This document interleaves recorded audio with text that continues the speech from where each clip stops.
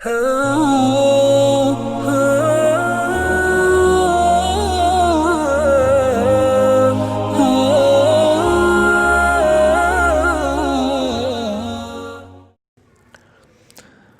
لله نحمده ونستعينه ونستغفره ونؤمن به ونتوكل عليه ونعوذ بالله من شرور أنفسنا ومن سيئات أعمالنا من يهده الله فلا مضل له ومن يضلل فلا هادي له ونشهد أن لا إله إلا الله وحده لا شريك له ونشهد أن محمدا عبده ورسوله صلى الله تعالى عليه وعلى آله وأصحابه وبارك وسلم تسليما كثيرا كثيرا أما بعد فأعوذ بالله من الشيطان الرجيم بسم الله الرحمن الرحيم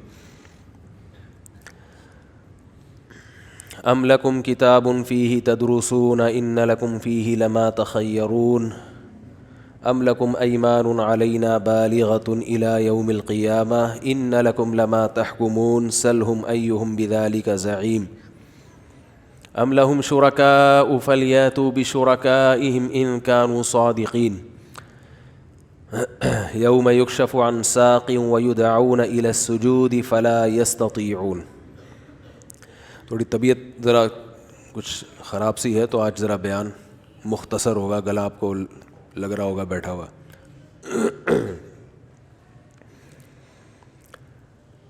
اس پر بیان چل رہا تھا سورہ قلم کی ان آیات پر کہ کچھ لوگ تو آخرت کو سرے سے مانتے ہی نہیں.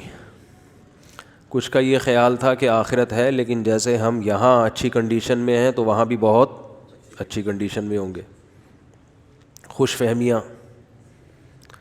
کچھ کا خیال یہ تھا کہ ہم اللہ کے نیک بندوں کی پرستش کرتے ہیں، ان کی مورتیاں بناتے ہیں، ان کے سامنے جھکتے ہیں، ان کو عزت دیتے ہیں، تو یہ اللہ کے نیک بندے کل قیامت کے دن ہمیں بخشوا دیں گے. یہ تینوں فرقے پوری آب و تاب کے ساتھ آج بھی موجود ہیں. آخرت کا انکار کرنے والے بھی اور آخرت کو مان کے یہ سمجھنے والے کہ ہم نے ڈائریکٹ کہاں جانا ہے؟ جنت میں. دو چار نیکیاں کی ہوتی ہیں تو سمجھتے ہیں کہ ہم نے چونکہ ایک ہسپتال بنا دیا تھا اور ایک دفعہ ہم نے ٹوپی پہنی تھی اور ایک دفعہ ہم نہائے بھی تھے، لہذا ہم کہاں جائیں گے؟ جنت میں جائیں گے. ایک دفعہ حج بھی کیا تھا ہم نے، تو یہ خوش فہمیاں ہو جاتی ہیں. اور یہ تیسرا فرقہ کہ ہمارے پیر و مرشد، ہمارے بزرگ، ہمارے بڑے ہمیں آخرت میں بخشوا دیں گے. تو یہ سب جہالت کی باتیں ہیں، سب جہالت کی باتیں ہیں. اللہ کے ہاں ایک ہی اصول ہے، ایک ہی ضابطہ ہے. من یعمل سوءا یجز بہ، جو برائی کرے گا سزا ملے گی. ومن یعمل من الصالحات، جو نیک عمل کرے گا چاہے مرد ہو یا عورت، اسے اس کا بدلہ ملے گا. عمل ہے، عمل فوکس کس کو کرنا ہے؟ عمل کو. باقی جو بزرگ ہیں، جو پیر و مرشد ہیں، وہ آپ کی طرح کے انسان ہیں، ان سے بھی سوال ہوگا. کوئی اللہ کا ایسا لاڈلا نہیں ہے اس کائنات میں کہ جسے جماعت کی نماز معاف ہو جائے. کتنے پیر ہیں جماعت سے نماز ہی نہیں پڑھتے، بیٹھے ہوئے ہیں جی اپنی خانقاہیں کھول کے. بہت سے تو سرے سے پڑھتے ہی نہیں ہیں، بہت سے وہیں پڑھ رہے ہوتے ہیں اپنی خانقاہ میں. تو یہ مسجدیں کیوں بنی ہیں بھائی؟ جماعت سے کیوں نہیں پڑھ رہے نماز؟ حرم میں جا کے نہیں پڑھ رہے امام حرم کے پیچھے. تو بار بار وہ آیت پڑھتا ہوں نا، ومن اراد الآخرہ وسعی لہا سعیہا، جو آخرت کا ارادہ کرے گا اور آخرت والی کوشش کرے گا اس کو جنت ملے گی. آخرت والی کوشش اگر نہیں کرتا، اخپل طریقے سے کوشش کرتا ہے، خود سے ڈبل محنت بھی کر لے گا، تو جنت کے خواب صرف خواب ہیں. اللہ کے ہاں اس کی کوئی ویلیو نہیں ہے. ہمارے ہاں جو پبلک ہے نا، پبلک، کیونکہ یہ عادی ہو چکی ہے الٹی سیدھی باتیں سننے کی، سیاسی لیڈروں کی الٹی سیدھی تقریریں، جذباتی، تو ان کو مذہبی رہنما بھی وہی اچھا لگتا ہے جو جذباتی باتیں کرتا ہو، زمین آسمان کے قلابے ملا دیتا ہو. عملی دنیا میں کیا کیا ہے اس کو فوکس نہیں کرتے. روتا دھوتا زیادہ ہو بس لوگ کہتے ہیں یہ بہت ہی نیک ہے کیونکہ یہ روتا زیادہ ہے. حضرت عمر کے بارے میں ایک واقعہ ہے کہ انہوں نے کسی پادری کو دیکھا جو رو رو کے ہڈیوں کا ڈھانچہ بن گیا تھا، عبادت کر کر کے یا رو رو کے، واللہ عالم. کہا جاتا ہے کہ حضرت عمر اسے دیکھ کے ان کی آنکھوں میں آنسو آ گئے. کہا دنیا بھی برباد اور آخرت بھی برباد، کیونکہ جو اللہ نے اس سے ہلکا کام بتایا ہے وہ کرنے کے لیے تیار نہیں ہے. اس سے ہلکا کام کیا ہے بھائی؟ اپنا عقیدہ درست کر لو. عیسیٰ علیہ السلام کو اللہ کا بیٹا نہیں کہو، پھر اتنی عبادت کی ضرورت نہیں ہے. 5 ٹائم نماز پڑھ لو کافی ہے. لیکن بس کیونکہ لوگ پھر بزرگ نہیں کہیں گے. بزرگ کا مطلب آپ تھوڑے سے یونیک نظر آئیں، ممتاز نظر آئیں، کچھ ہٹ کے. بسوں کے پیچھے لکھا ہوتا ہے نا ذرا ہٹ کے، ذرا ہٹ کے. اسٹائل تھوڑا سا کیا ہونا چاہیے؟ ہٹ کے. جبکہ پیغمبروں کی سیرت سے ہمیں یہ پتہ چلتا ہے کہ پیغمبروں پر جو سب سے بڑا اعتراض ہوتا تھا وہ اعتراض یہی ہوتا تھا کہ ان کی لائف بالکل نیچرل اور نارمل لائف ہوتی تھی، لوگوں میں گھل مل کے رہتے تھے. اس سے پتہ چلتا ہے بزرگ کا جو یہ کانسیپٹ ہے نا یہ بہت پرانا ہے. ظاہر ہے پیغمبر سے بڑا بزرگ تو کوئی نہیں ہو سکتا نا. تو وہ کہتے تھے یہ کیسے پیغمبر ہیں؟ یہ تو شادی بھی کرتے ہیں، یہ تو کھاتے بھی ہیں، بیمار بھی ہوتے ہیں، علاج بھی کرتے ہیں. مالی حاضر رسول یاکل الطعام ویمشی فی الاسواق، یہ کیسے پیغمبر ہیں؟ کھانا بھی کھاتے ہیں، بازاروں میں خریداری بھی کرتے ہیں. تو یہ ایک بہت خطرناک قسم کا ہمارے ہاں دینداری کا ایک تصور آ گیا ہے جس سے بدعتوں کی ایک لائن لگ گئی ہے. بزرگ نارمل نہیں ہوتا. ہم ایک دفعہ گئے مفتی رشید احمد صاحب رحمۃ اللہ علیہ کی خدمت میں، تو وہ کسی نے کوئی لطیفہ سنایا تو ان کو ہنسی آ گئی. تو ایک نے کہا یہ کیسے بزرگ ہیں، یہ تو ہنس رہے ہیں. یہ بزرگ ہنستے بھی ہیں؟ ہم نے کہا بھائی ہاں یہ ایسے نہ ہنسیں کہہ کے لگا کے جیسے بازاری لوگ ہنس رہے ہوتے ہیں. عجیب سی بعض لوگ ایسے ہنستے ہیں کہ جیسے ٹائر کا پنچر ہو جائے نا تو ہوا نکلتی ہے. کوئی ہنسنے کا بھی ایک طریقہ ہوتا ہے، لیکن ہنسے ہی نہیں. یہ الگ بات ہے نبی صلی اللہ علیہ وسلم مسکراتے تھے، ایسے کہہ کے لگا کے نہیں ہنستے تھے، لیکن یہ کوئی تقوی کا معیار نہیں ہے. وہ تو بہت آپ صلی اللہ علیہ وسلم کی تو بہت اونچی شان تھی نا، لیکن نارمل لوگ نہیں ایسے ہوتے. بعض دفعہ ہنستا بھی ہے انسان. صحابہ بھی ہنستے تھے. حدیث میں آتا ہے صحابہ کرام نماز پڑھا رہے تھے، نبی صلی اللہ علیہ وسلم نماز پڑھا رہے تھے، صحابہ آپ کے پیچھے نماز پڑھ رہے تھے. تو ایک صحابی آئے جماعت میں شامل ہونے کے لیے، کہیں گڑھا تھا، ان کا پاؤں پھسلا، وہ اس میں گر گئے. تو چند صحابہ کی ہنسی نکل آئی قہقہے کی حد تک. وہ ہوتا ہے نا کوئی انسان جا رہا ہوتا ہے، ایسے آپ نے کلپ دیکھے ہوں گے، مزاحیہ کلپ ہوتے ہیں، بندہ جا رہا ہے ایک دم پاؤں پھسلا، کوئی ہڈی وڈی نہیں ٹوٹی، کوئی ایسا زخمی نہیں ہوئے، بس سلپ ہو گیا، تو انسان کو ہنسی آ جاتی ہے. تو صحابہ کو بھی ہنسی آ گئی. تو آپ صلی اللہ علیہ وسلم نے فرمایا بھائی جن نے قہقہہ لگایا ہے وہ وضو بھی دوبارہ کریں اور نماز بھی دوبارہ پڑھیں. تو امام ابو حنیفہ رحمہ اللہ نے اسی حدیث سے استدلال کیا کہ نماز میں اگر قہقہہ لگا کے کوئی ہنسے گا تو وضو بھی ٹوٹ جائے گا. البتہ دوسرے فقہا کہتے ہیں حدیث سند کے لحاظ سے ضعیف ہے، لیکن حنفیہ کہتے ہیں ضعیف نہیں ہے، حسن ہے. تو وہ حدیث میں ظاہر ہے صحت میں اختلاف ہوتا ہے، جو صحیح سمجھتے ہیں انہوں نے اس پہ فتویٰ دیا، جو نہیں سمجھتے، کیونکہ حدیث کا صحیح اور ضعیف ہونا بھی کیا ہے؟ ایک اجتہادی فیصلہ ہے، اجتہاد ہے.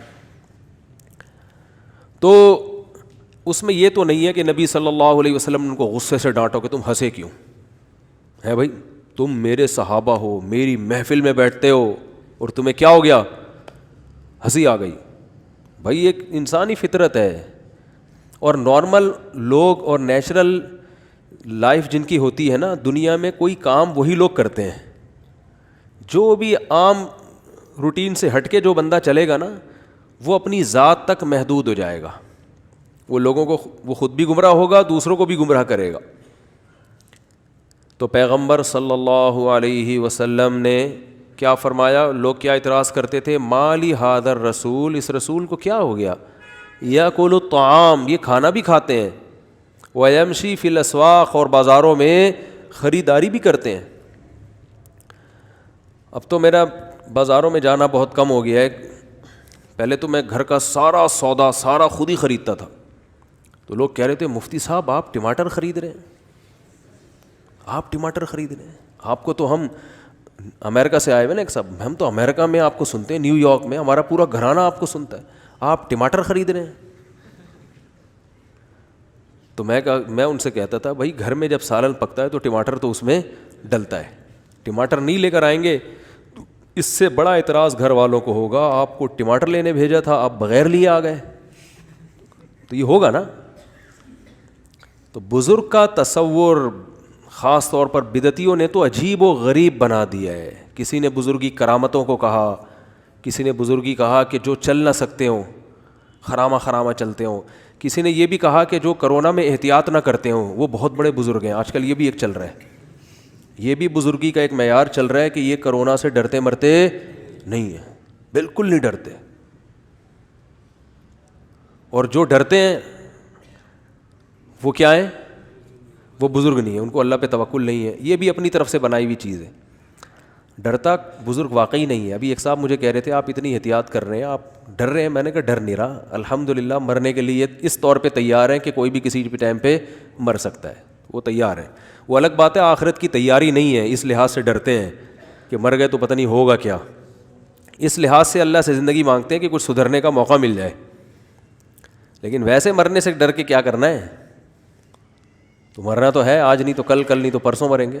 موسیٰ علیہ السلام نے لگایا تھا نا موت کے فرشتے کو تھپڑ وہ واپس آیا، تو شاید روایت میں یہ ہے کہ انہوں نے پوچھا پھر کب، انہوں نے کہا پھر بعد میں، تو انہوں نے کہا مرنا تو پھر ہے ہی نا، ابھی نہیں تو کل جائیں گے۔ تو موت تو برحق چیز ہے، اور کرونا سے نہیں مرے کسی اور چیز سے مر جاتا ہے آدمی، اور بالفرض اگر ڈر بھی جائے، الحمدللہ موت سے ہم نہیں ڈرتے، موت سے نہیں ڈرتے، اللہ کا شکر ہے۔ اب اللہ امتحان نہ لے لے کہیں کوئی پھندا بندہ اوپر سے آ جائے کہ بھئی تو نے بڑی دعوے کیے تھے، بس اللہ تو جانتا ہے، ہم جانتے ہیں، اگر یہ جھوٹ بھی ہے تو اسی کو قبول کر لے تو ٹھیک۔ بعض دفعہ اللہ کی طرف سے آزمائش آ جاتی ہے نا کہ تم نے کہا تھا میں ڈرتا نہیں ہوں تو چل، لیکن ابھی فی الحال جو کیفیت ہے اس کے حساب سے بات کر رہا ہوں۔ ڈر اس بات سے ہے کہ مرنے کے بعد ٹھکانہ کہاں ہوگا، تو اس لیے مہلت مانگتے ہیں کہ اللہ ہمیں اپنے اعمال کا پتہ ہے کہاں صحیح ہے، اللہ ہمیں توفیق دے دے تھوڑا سا، شاید سدھر جائیں کچھ آگے چل کے۔ اور ظاہر ہے 100% سدھرنے کا دعویٰ تو کوئی بھی نہیں کر سکتا، ایمان خوف اور امید کے درمیان ہی ہے، تو اس لحاظ سے موت سے ڈرنا ایک الگ چیز ہے، لیکن ویسے اللہ کا شکر ہے موت سے ڈر الحمدللہ نہیں لگتا۔ اور ایک مثال دے رہا ہوں، اگر کسی کو ڈر لگتا بھی ہے موت سے تو بھی یہ بزرگی کے خلاف نہیں ہے، یہ خوب سمجھ لو، اس لیے کہ موت سے ڈر بعض دفعہ دل کی کمزوری کی وجہ سے بھی ہوتا ہے۔ ایک انسان دنیا کو مسافر خانہ سمجھتا ہے، اللہ سے محبت بھی ہے اس کے دل میں، وہ چاہتا ہے اللہ سے ملاقات ہو جائے، اس دنیا کے بکھیڑوں سے نکلوں، آخرت کی نعمتیں ملیں، لیکن دل کمزور ہوتا ہے بعض دفعہ۔ جب کسی کا دل کمزور ہوتا ہے تو وہ ایک ایسا کام جو تھوڑا سا یعنی اس سے ہٹ کر ہو عام معمول سے، اس سے وہ ڈر لگتا ہے اس کو، یہ ہوتا ہے نا۔ بہت سے نیک لوگ ہوتے ہیں وہ ڈر رہے ہوتے ہیں، جو اب دیکھو جو بڑے بڑے ڈاکو ہیں بڑی بڑی کارروائیاں کرتے ہیں، اگر یہ موت سے بہت زیادہ ڈرتے تو یہ ڈاکو بنتے ہے؟ بھائی ڈاکو تو بہادر آدمی بنتا ہے جو موت سے نہیں ڈرتا، لیکن ان کا آخرت پر ایمان نہیں ہوتا، تو ان کو تو موت سے ڈرنا چاہیے بہت زیادہ، لیکن کیوں اتنا زیادہ ڈرتے تو ہیں لیکن بہت زیادہ نہیں، کیوں؟ دل مضبوط ہوتا ہے۔ تو غیر مسلم بھی بہادر ہو سکتا ہے، اور اگر کسی کا آخرت پر ایمان ہے، اسے پتہ ہے مجھے گولی لگے گی میں جنت میں جاؤں گا، شہید ہو جاؤں گا میدان جنگ میں، لیکن اسے ڈر لگ رہا ہے، تو یہ ڈر اس کی علامت ہے کہ آپ کا دل کمزور ہے، اعصاب کمزور ہیں۔ اعصابی کمزوری کی وجہ سے بھی انسان کو ڈر زیادہ لگتا ہے، اندھیرے سے میں ڈر جاتا ہے وہ، حالانکہ نیک ہوتا ہے، تو یہ بھی ممکن ہے بالکل۔ تو ایک مثال آئی تھی بڑی اچھی ذہن میں، اب اگر کوئی میدان جنگ، ہاں حدیث میں آتا ہے کہ جو بزدل ہے اور پھر بھی جہاد کرے اسے دگنا اجر ملتا ہے. بزدل آدمی کو میدان جنگ میں لڑنے کا دگنا اجر ملتا ہے، حدیث میں آتا ہے. کیونکہ بہادر کو تو مزہ آ رہا ہے لڑنے میں، جو بزدل ہے اس کو مزہ نہیں آ رہا، وہ بس اپنے نفس کو مجبور کر رہا ہے، بھائی اللہ کا حکم ہے لڑنا ہے. ادھر سے دھماکہ ہوا، ایک دم کانپنے لگا، بھاگتا نہیں ہے، لیکن یار اسی خوف میں جاؤں گا تو اجر تو ڈبل ہوگا کہ نہیں ہوگا. اب اللہ کی راہ میں لڑ رہا ہے تو یہ لڑنا اس کی علامت ہے کہ نیک آدمی ہے. اگر نیک نہ ہوتا تو بھاگ جاتا، لیکن ڈر بھی رہا ہے. موسیٰ علیہ الصلاۃ والسلام نے جب لاٹھی کو زمین پہ پھینکا فرسٹ ٹائم، پہلی مرتبہ، وہ سانپ بن کے دوڑنے لگی. قرآن کہتا ہے موسیٰ علیہ السلام بھاگے ہیں، ولم یعقب، پیچھے مڑ کے بھی نہیں دیکھو. اب کوئی کہ یہ کیسے بزرگ ہیں، یہ سانپ سے ڈر کے بھاگ رہے ہیں. اور سانپ بھی کوئی جنگل کا نہیں ہے، اللہ ہم کلام ہو رہا ہے اور اللہ ان سے کلام کر کے خود لاٹھی کو سانپ بنا رہا ہے. معاذ اللہ معاذ اللہ، ان میں تو توکل ہی نہیں ہے. بھائی جس اللہ نے لاٹھی کو سانپ بنایا ہے وہ اللہ آپ کو ڈسوانے کے لیے تھوڑی بنایا ہے. یہ ساری تقریر چل سکتی تھی کہ نہیں چل سکتی تھی وہاں پہ؟ کیا ہو گیا بھائی، بول لو یار. کہ بھائی یہ تو اللہ نے، کتنی زبردست کلام ہے. موسیٰ علیہ السلام کو بلایا کوہ طور پر، وما تلک بیمینک یا موسیٰ، اے موسیٰ یہ کیا ہے، اور میں نے تجھے پیغمبر بنا دیا اور اپنی ذات کے لیے منتخب کر دیا. پوری تفصیل حضرت موسیٰ کو یقین ہو گیا اللہ کا کہ ہم کلام ہو رہا ہے اور اللہ کے سائے میں آ گیا ہوں میں، اب مجھے کوئی نقصان نہیں ہو سکتا. اب اللہ اگر لاٹھی کو سانپ بنائے گا تو مجھے ڈسوانے کے لیے تھوڑی بنائے گا. اس کے باوجود جب سانپ ہے تو میرے بھائی سانپ سے ڈر لگتا ہے. حضرت موسیٰ جیسے بہادر آدمی جن کا اتنا مضبوط دل تھا، پیغمبر تو بہت بہادر ہوتے ہیں، تو حضرت موسیٰ کی تو صحت بھی بہترین، کوئی اعصابی کمزوری، دل کی کمزوری کا تصور بھی نہیں ہو سکتا، اور ایکسٹرا آرڈینری بہادر تھے. اس کے باوجود سانپ کو دیکھ کے خوف زدہ ہو کے بھاگے. اور قرآن کہہ رہا ہے ایسا فرار ہوئے ولم یعقب، پیچھے مڑ کے بولو نہیں دیکھ. اب کوئی کیا یار توکل ہی نہیں ہے. وہ بھائی سانپ ہے یار، انسان ہے، فطرت ہے. اللہ نے فرمایا لا تخف، اللہ نے کیا فرمایا، اقبل ولا تخف، واپس پلٹ، اے موسیٰ واپس پلٹ، خوف نہ کر. سنعیدها سیرتها الاولی، اس سانپ کو پکڑ، ہم اسے دوبارہ لاٹھی بنا دیں گے. دیکھو اللہ نے یہ نہیں کہا اس کو پکڑ لو، یہ کچھ نہیں کہے گا. اللہ کو شاید یہ خیال تھا کہ حضرت موسیٰ کو پھر بھی ڈر لگے گا کہ بھئی ہے تو سانپ ہی نا. تو اللہ نے تسلی دی. حالانکہ اللہ کی طرف سے اتنا کہہ دینا کافی تھا کہ اے موسیٰ ڈر نہیں، رک جا اور اس کو پکڑ لے، بس اتنا کافی تھا کہ نہیں تھا؟ کافی تھا. لیکن حضرت موسیٰ کو پھر بھی یہ خوف ہوتا کہ اللہ نے حکم تو دیا ہے سانپ پکڑنے کا، لیکن عین ممکن ہے پھر بھی ڈسے ہی ہے، تو اللہ نے یہ گارنٹی تھوڑی لی ہے کہ کچھ بھی نہیں ہوگا ہے.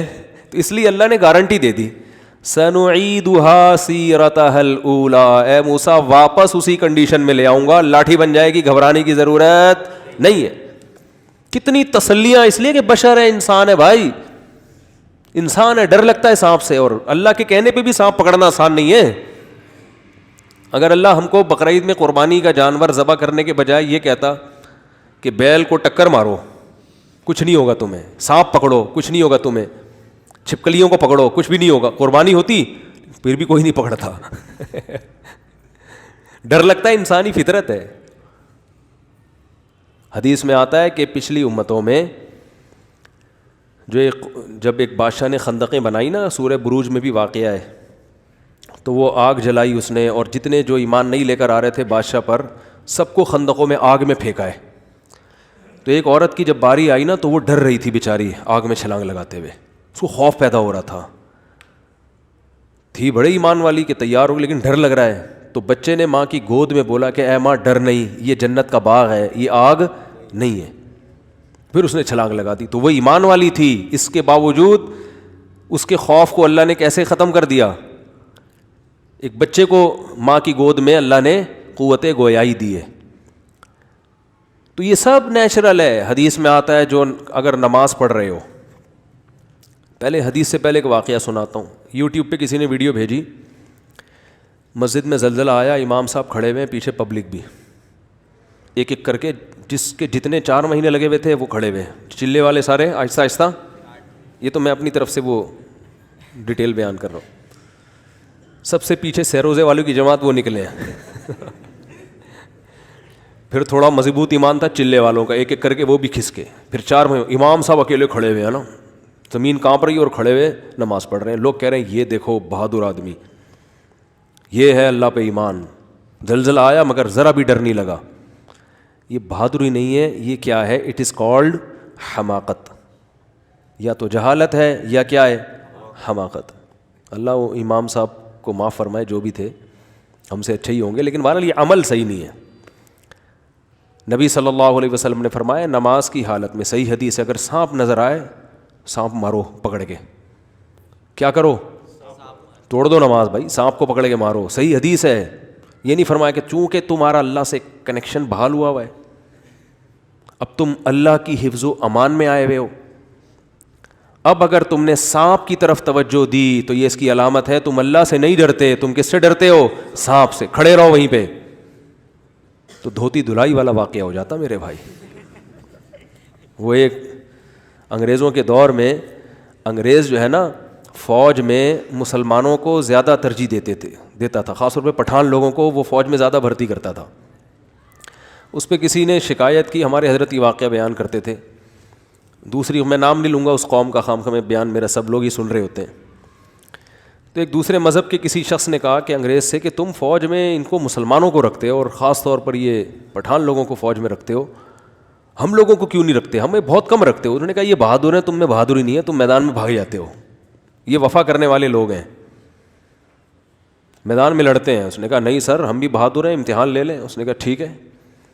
تو پہلے کسی پٹھان بھائی کو بلایا جو اس کی آرمی میں تھے, ان کو کھڑا کیا اور اس سے کہا کہ ہم آپ کا ہیٹ پہنائی اور کہا ہم آپ کا نشانہ لیں گے ہیٹ کا. تو انگریز نے نشانہ لیا, سر سے ہیٹ اڑ گئی اور وہ فوجی اسی طرح آرام سے کھڑا ہوا ہے. تو اس دوسرے مذہب والے کو کہا دیکھو کیسا بہادر ہے. اس نے کہا ٹھیک ہے سر میں کر لیں, میں بھی تیار ہوں اس کے لیے. تو وہ دھوتی پہنتے تھے وہ لوگ, تو وہ دھوتی پہن کے کھڑا ہو گیا اور سر پہ کیپ پہنی. گورے نے سے نشانہ لیا, کیپ اڑ گئی, وہ بندہ کھڑا ہوا ہے آرام سے. گورے نے کہا ویل ڈن, ایسے ہی کرتے ہیں نا, ویل ڈن یار, ہم تو سمجھ رہے تھے تم بہادر نہیں ہو. گورے نے اپنے کسی فوجی سے کہا اس کو کیپ کے پیسے دے دینا, اس کی کیپ ضائع ہو گئی ہے, کیپ کے پیسے. تو اس نے کہا حضور دھوتی دھلائی کے پیسے بھی دے دیے گا. کیپ کے ساتھ ساتھ دھوتی کی دھلائی کے پیسے بھی اگر ساتھ ہو جائیں, بیڑا غرق ہو گیا. نیچے کے معاملات صحیح نہیں ہیں, دھوتی دھلائی کے پیسے بھی چاہیے. تو کیا بات چل رہی تھی یار, کیا کہہ رہے ہیں؟ ہاں, تو بہادری کا تعلق مذہب سے بھی ہوتا ہے, لیکن بہادری کا تعلق آپ کے اعصاب سے اور آپ کے دل سے بھی ہوتا ہے. تبھی تو نبی صلی اللہ علیہ وسلم نے فرمایا خیارکم فی الجاہلیت خیارکم فی الاسلام. جو جاہلیت میں بہتر تھے اسلام میں بھی وہی ہیں, کیونکہ جو جاہلیت میں جنہوں نے اسلام کو نقصان پہنچایا نا میدان جنگ میں, وہ بہادر تھے.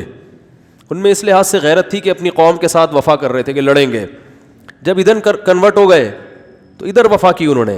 اور جو بزدل ہوتا ہے نا, ادھر کا نہ ادھر بھی ٹینشن, ادھر آ گیا تو ادھر بھی ٹینشن. تو یہ کچھ صلاحیتیں گاڈ گفٹڈ ہوتی ہیں. تو اس لیے علماء کہتے ہیں اگر کسی کو موت سے ڈر لگتا ہے, اس لیے نہیں کہ آخرت پر یقین نہیں ہے, بلکہ اس لیے کہ وہ اعصابی کمزوری ہے, اس کے دل کمزور ہے, تو یہ موت کا ڈر سے آخرت میں کوئی نقصان نہیں ہوگا اور یہ بزرگی کے خلاف نہیں ہے. اس سے کوئی کسی کا یہ ثابت نہیں ہو جاتا کہ یہ بزرگ نہیں ہے. تو بعض لوگ ڈر رہے ہوتے ہیں, بہت زیادہ موت کا خوف ہوتا ہے ان کے دل میں, وہ کمزور ہوتے ہیں اعصاب ان کے. تو نبی صلی اللہ علیہ وسلم نے فرمایا نماز میں اگر سانپ نظر آئے تو کیا کرنا ہے بھائی؟ سانپ کو مارنا ہے. ورنہ کیا ہوتا, میں وہ تشریح کر رہا تھا نا حدیث کی, اگر یوں حکم ہوتا شریعت میں کہ نہیں تمہارا, آج کل دیندار لوگ اس طرح کی باتیں شروع کر دیتے ہیں, ایک طرف اللہ سے تمہارا کنیکشن, ایک طرف سانپ, مخلوق اور خالق کا کیا ہو رہا ہے مقابلہ. اب تمہارا امتحان ہے کہ مخلوق سے ڈرتے ہو یا خالق سے. تو اس میں وہ سانپ بھی کس نے بھیجا ہے؟ خالق نہیں بھیجا ہے نا, ٹھیک ہے نا. اور سانپ کا کام ہے کاٹنا, یہ بھی صلاحیت کس نے رکھی ہے؟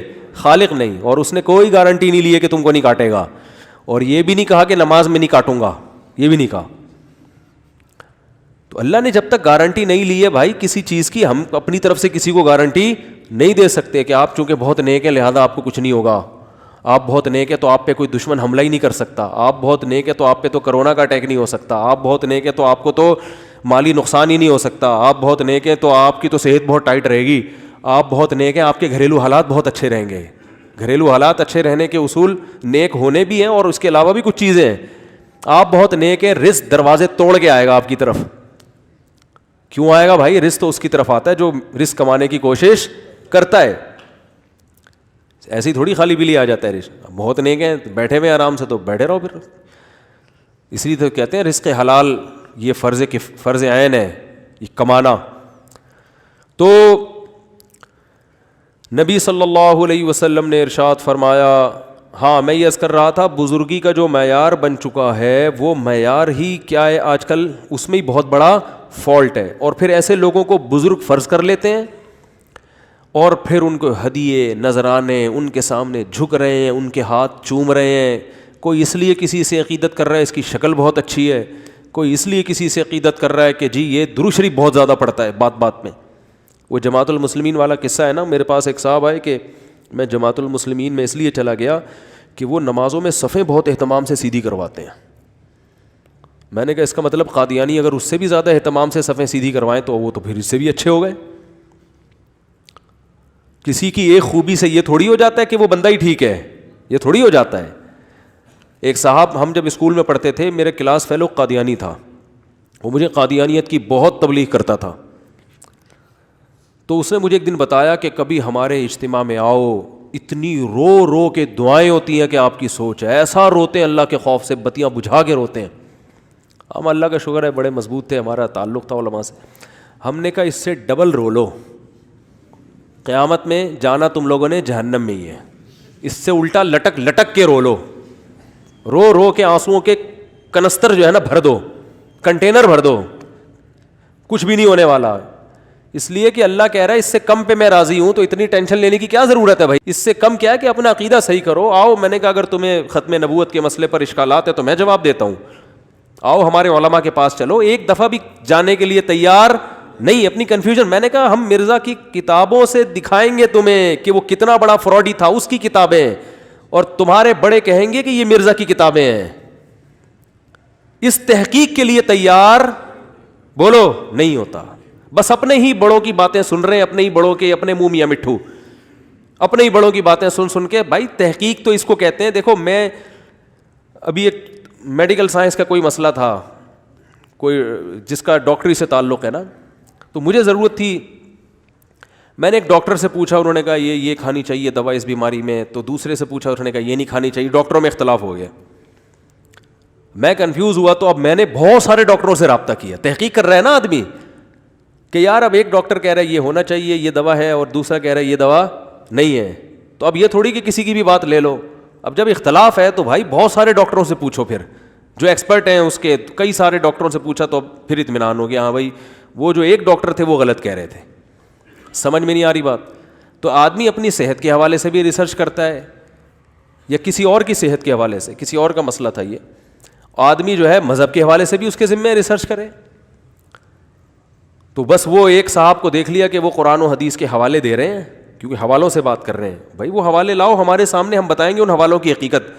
آپ نے کیا ان حوالوں کے بارے میں کسی عالم سے پوچھا کہ یہ حوالے صحیح بھی ہیں کہ نہیں ہیں, اس میں جو عربی حدیث ہے اس کا یہ ترجمہ بھی ہے کہ نہیں ہے, اس کے مقابلے میں دوسری حدیث بھی ہے کہ نہیں ہے. اپنے ہی کو سن سن کے کان پک چکے ہوتے ہیں, اور اس کی ایسی اندھی تقلید کر رہے ہوتے ہیں کہ مخالف کو سننے کے لیے تیار ہوتے ہی نہیں ہیں. اور اس سے کیا ہوتا ہے, پہلے بدگمانی. حکیم الامہ مولانا اشرف علی تھانوی فرماتے تھے کہ پہلے علماء سے بدگمانی پیدا ہوتی ہے, پھر بد زبانی. کیونکہ ایک طرف کے دلائل سنے ہوتے ہیں تو سارے علماء غلط لگنے لگتے ہیں. تو پہلے یہ بدگمانی کہ یہ سارے علماء غلط ہیں, پھر بد زبانی, تھوڑے دنوں میں علماء کے خلاف بولنا بھی شروع. صحابہ کے بارے میں بھی ایسا ہی. صحابہ کے کچھ خطائیں ہیں جو اجتہادی خطائیں ہیں, ان کو لے کے ان کو غلط رخ پہ لے کے جانا, پھر جب ایک دو صحابہ سے بدگمان ہوئے تو پھر صحابہ کی عظمت ہی دل سے نکل گئی, پھر ان کی نیکیاں نظر ہی نہیں آ رہی. حضرت معاویہ نبی صلی اللہ علیہ وسلم, حضرت معاویہ کی بہن نبی کے نکاح میں ہے, کتنا بڑا مقام ہے. ابو داؤد کی حدیث ہے, ان احق الذی اکرم بہ الرجل ابنتہ او اختہ, ابو داؤد کی حدیث ہے, سب سے زیادہ قابل احترام وہ ہے جس کی بہن یا بیٹی تمہارے نکاح میں ہے. تو حضرت معاویہ کی بہن ہمارے نبی کے نکاح میں ہے, تو نبی کے لیے قابل احترام تھے حضرت معاویہ کے نہیں تھے؟ وہ رشتہ ہے بھائی اتنا قریبی. اور یہ حدیث تو ہمارے بارے میں ہے کہ کسی کی بہن اگر ہمارے نکاح میں ہو تو وہ قابل احترام ہے, اور ہماری امہات المومنین ان کا کوئی بھائی ہو تو ہمارے لیے بہت زیادہ قابل احترام ہے. بس حوالے دیکھ رہے ہیں, ایک طرف کی بات سن رہے ہیں. حضرت ابو سفیان تو نبی کے سسر ہیں, کتنا بڑا مقام ہے بھائی, باپ کی جگہ ہوتا ہے سسر. تو یہ عجیب حساب کتاب ہے کہ آپ ایسی محبت کے دعوے کرو نبی اور اہل بیت, اہل بیت, صبح شام آپ بولتے رہو مجھے اہل بیت سے محبت ہے. بھائی نبی کے سسرالیوں سے آپ کو محبت کیوں نہیں ہے؟ وہ بھی تو رشتہ دار ہیں. سسر کا رشتہ ایسا ہوتا ہے کہ عورت کے لیے اپنے سسر سے نکاح ہمیشہ کے لیے حرام ہے. کیوں حرام ہے؟ اللہ نے اس کو باپ بنا دیا. نہیں آ رہی بات؟ کیا بنا دیا؟ باپ بنا دیا اللہ نے اس کو. کتنا بڑا مقام دے دیا. یعنی یہ صرف گورے تو کہتے ہیں فادر ان لا, قانونی باپ. اسلام میں اس کو بہت سارے احکامات میں حقیقی باپ کی طرح رکھا ہے. اس کو ساس سے کبھی نکاح ہو سکتا ہے زندگی میں؟ بیوی کو طلاق بھی دے دینا پھر بھی ساس سے نکاح نہیں ہو سکتا. کیوں؟ وہ کیا بن گئی ہے؟ ماں بن گئی ہے.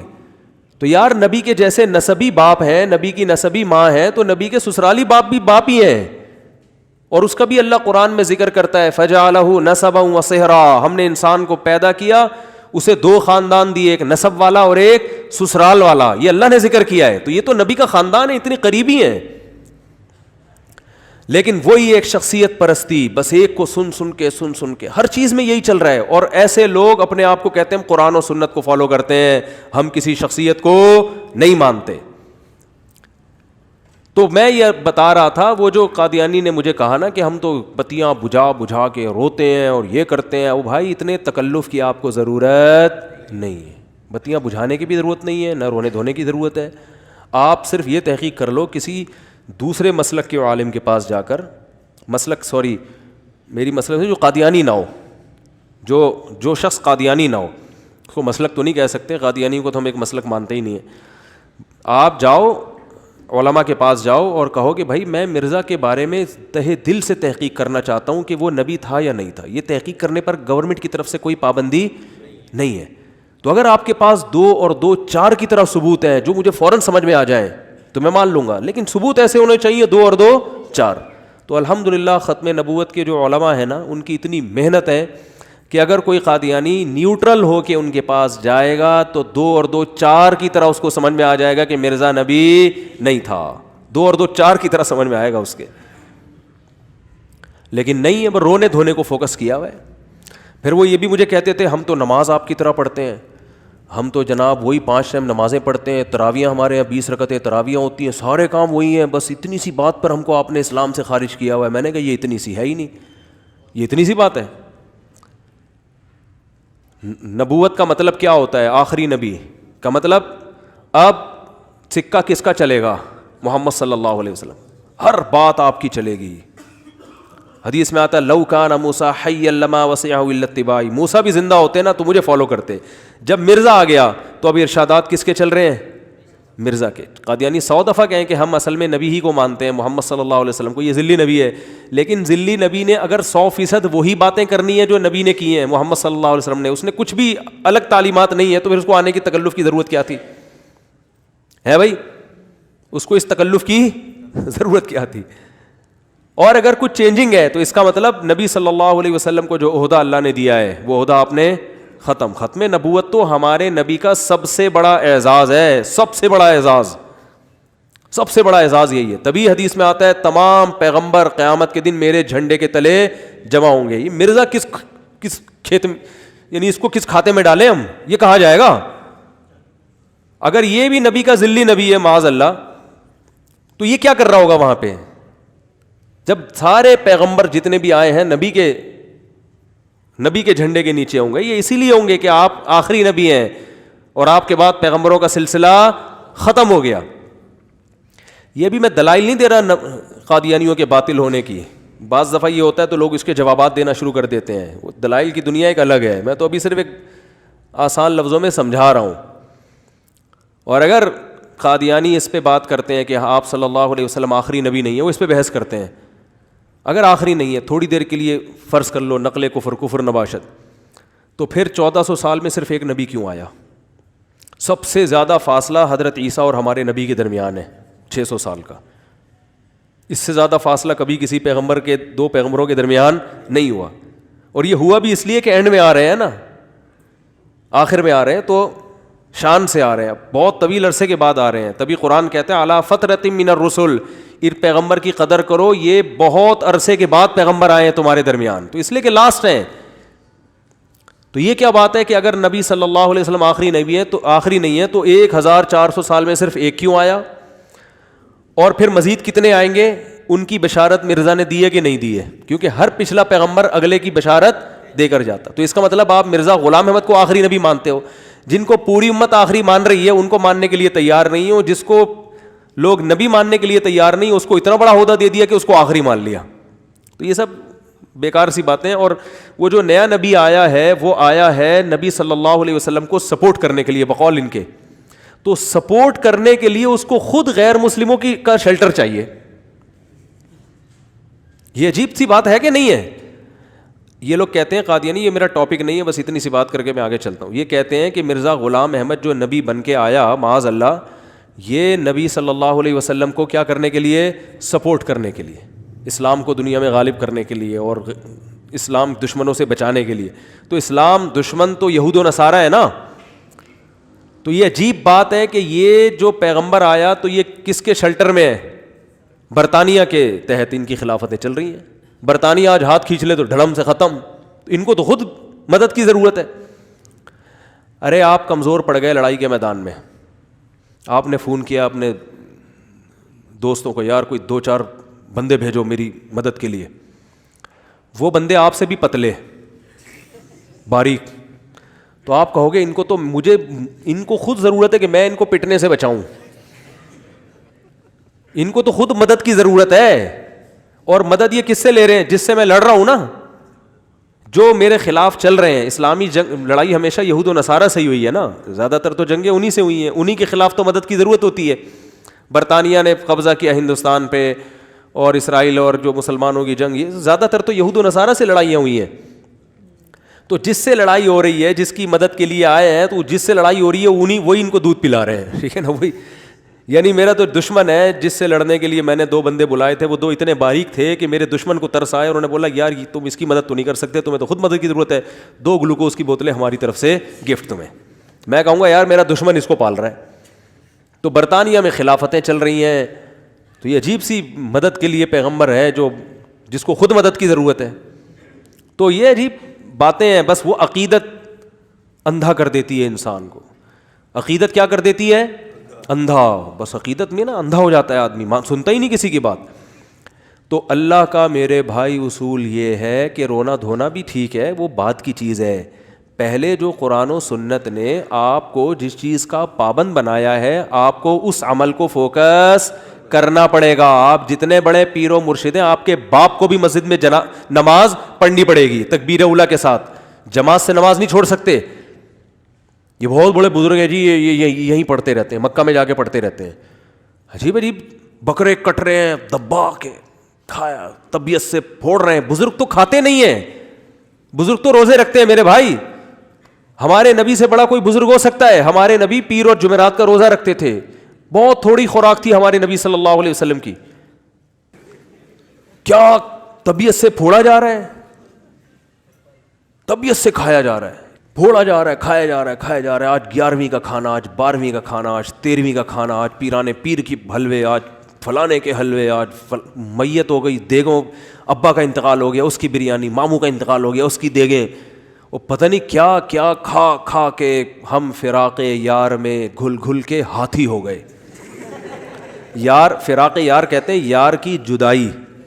تو یار کی جدائی میں, یار کے غم میں آدمی دبلا ہوتا ہے نا, گھل گھل کے دبلا ہو جاتا ہے نا. تو شاعر نے کہا ہمارے ساتھ الٹا ہو رہا ہے, عشق مصطفیٰ میں ہم دبلے ہونے کے بجائے موٹے ہو رہے ہیں. ہم فراق یار میں گھل گھل کے ہاتھی ہو گئے, اتنے گھلے رستم کے ساتھی ہو گئے. رستم پہلوان تھا نا, وہ پہلوان بن گیا وہ ماشاء اللہ. تو ہمارے پاس حق کا معیار صرف صحابہ ہیں. جو بزرگ صحابہ کی زندگی پر ہوگا از کالڈ بزرگ, ٹھیک ہے نا, اور جو صحابہ کی زندگی پہ نہیں ہوگا از ناٹ کالڈ بزرگ. ہاں کوئی بیماری یا کمزوری کی وجہ سے ہو تو ایک الگ بات ہے.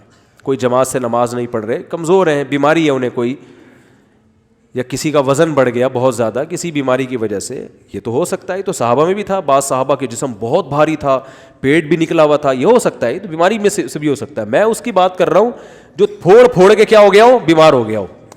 نذرانے ہدیے ادھر سے حلوے مانڈے کھا لیے, ادھر سے یہ کھا لیا, ادھر سے یہ کھا لیا, ادھر سے مدذل الا لیا, دامت برکاتم الا لیا, جو سامنے آیا کھا لیا. حقیقت. تو روزے نہیں رکھ رہے. نبی صلی اللہ علیہ وسلم روزے رکھتے تھے بھائی, پیر جمعرات کا روزہ, ایام 20 کا روزہ. امی عائشہ فرماتی ہیں بعض دفعہ آپ روزے رکھنے پر آتے تو رکھتے ہی رہتے, اور پھر چھوڑنے پر آتے تو چھوڑتے بھی رہتے تھے, اور رکھنے آتے تو روزے ہی چلے جا رہے. ایسا لگتا تھا کبھی روزہ چھوڑیں گے ہی نہیں. امی عائشہ فرماتی ہیں پھر جب ناغہ کرتے تو ایسا لگتا ہے کبھی رکھیں گے ہی نہیں. دونوں چیزیں. ہمارے یہاں کھانا تو دبا کے چل رہا ہے روزوں کا. بعض بزرگوں میں جو بدعتی ٹائپ کے ہوتے ہیں ان میں تصور نظر نہیں آئے گا. اور صرف روزہ بھی کرائیٹیریا نہیں ہے کہ کوئی روزہ رکھ لے, باقی چیزیں بھی ٹھیک کرنی پڑیں گی.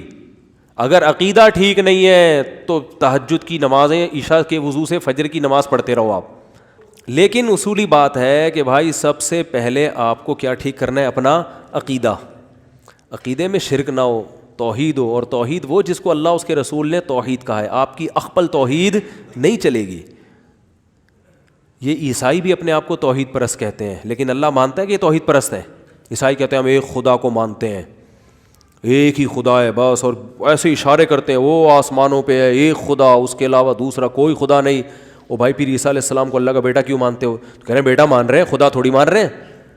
ارے جب گاڈ کہہ دیا تو اس کا مطلب اس کے جیسا کوئی بھی نہیں ہے. بیٹا باپ کی مثل ہوتا ہے, بیٹا باپ کی نظیر ہوتا ہے, اس جیسا ہوتا ہے. کہتے ہیں نا یہ ابا پہ گیا ہے, یہ اماں پہ گیا ہے. کچھ شباہت ابا کی آ رہی ہوتی ہے, کچھ کس کی آ رہی ہوتی ہے, اماں کی.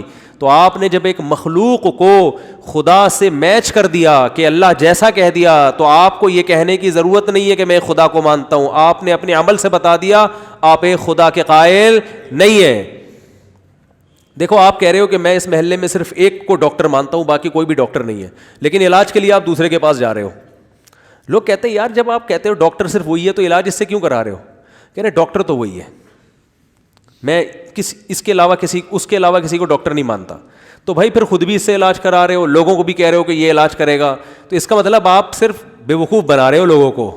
جو عملاً جس کو ڈاکٹر کہا ہے وہ تو یہ والا ہے, اور صرف زبان سے کس کو کہہ رہے ہو, وہ والا. تو توحید میں سب سے پہلے جو چیز داخل ہے, دیکھو اتنا براڈ مائنڈڈ نہیں بنو کہ اپنے عقیدوں کو ہی دائیں بائیں کر دو. آج ہر ایک کو دائرہ اسلام میں زبردستی داخل کیا جا رہا ہے. ایک صاحب ہیں جو کہتے ہیں میں کسی کو کافر نہیں کہتا, بڑے مشہور ہیں کہ میں کسی کو کافر نہیں کہتا. یہ کیوں کہہ رہے ہو بھائی؟ اگر کسی کا عقیدہ شرکیہ ہے تو آپ اس کو کیسے مسلمان کہہ سکتے ہو؟ لوگ کہتے ہیں نہیں کسی کو کافر کہنے سے بڑا نقصان ہوتا ہے. بھائی جو کافر ہے اس کو کافر نہ کہنے سے نقصان ہوگا جس کی عقیدہ واضح لفظوں میں کفریہ ہو. ندا لغیر اللہ, اللہ کے سوا کسی کو پکارنا اسباب سے ہٹ کے, یہ کفر ہے, کفر بوا ہے, شرک اکبر ہے, بہت بڑا کفر ہے. اسلام میں اس سے بڑا کفر ہے نہیں. یہی تو قصور تھا مشرکین مکہ کا. مشرکین مکہ کہتے تھے کہ اللہ تعالی ہماری حاجت روائی کرتا ہے, اصل اختیارات اللہ کے پاس ہیں, لیکن اللہ نے ان بتوں کو بھی اختیارات دے رکھے ہیں. یہ بت بھی ہماری بگڑی بنا سکتے ہیں اللہ کے حکم سے, لیکن اللہ نے ان کو رائٹ دے دیا. اب ان سے بھی مانگ سکتے ہو, اللہ سے بھی مانگ سکتے ہو.